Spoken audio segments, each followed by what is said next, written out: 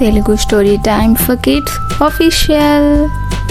అడవి చుట్టూ చెత్త చెత్త, కానీ ఒక చిన్న పక్షి ప్రపంచాన్ని మార్చిందంటే నమ్ముతావా? చూడు, ఈ కథ మిస్ అవ్వకూడదు. ఒక చిన్న పచ్చని అడవిలో అందంగా కిలకిలాడే పక్షులు, పరుగులు తీసే జంతువులు, చెట్లు, కిరణాలుగా తాకే సూర్యుడు ఉన్నారు. కానీ ఒక విషయం తప్పుతుంది. అడవి చాలా కాలంగా మురికి గూడు అయింది.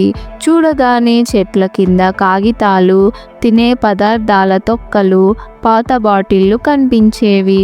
ఎవరు దాన్ని శుభ్రం చేయాలనే ప్రయత్నం చేయలేదు. ఆ అడవిలో ఉండే ఒక చిన్న రెక్కల పక్షి పేరు శుభి. ఆమెకు పేరే పరిశుభ్రత పక్షి. శుభి పక్షి చిన్నదే అయినా తన కోరికలు మాత్రం పెద్దవి.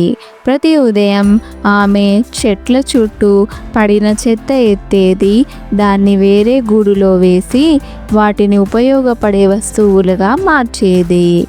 ఒకరోజు శుభి అందరినీ గుంపుగా రప్పించింది.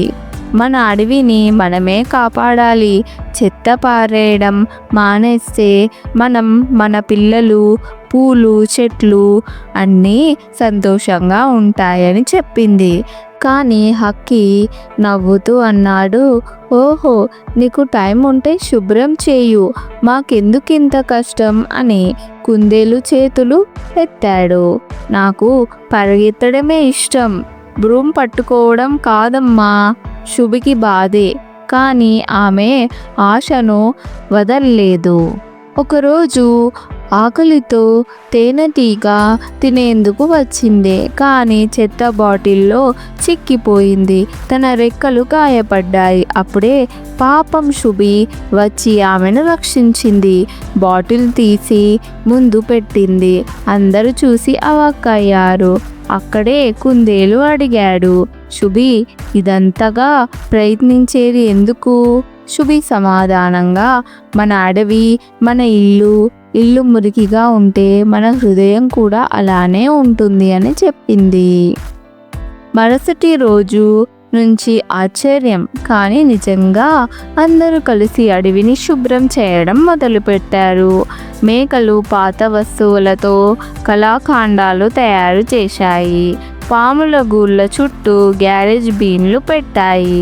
పిల్ల పక్షులు తిన్న తర్వాత చెత్తను డబ్బాల్లో వేశాయి. శుభి ఓ చిన్న అడవి పరిష్కార కేంద్రం ప్రారంభించింది.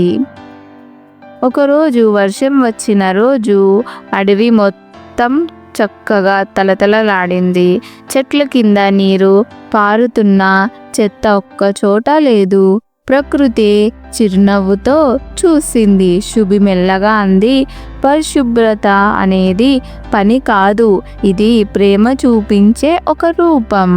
మోరల్ ఆఫ్ ద స్టోరీ: పరిశుభ్రత అనేది మన అందరి బాధ్యత.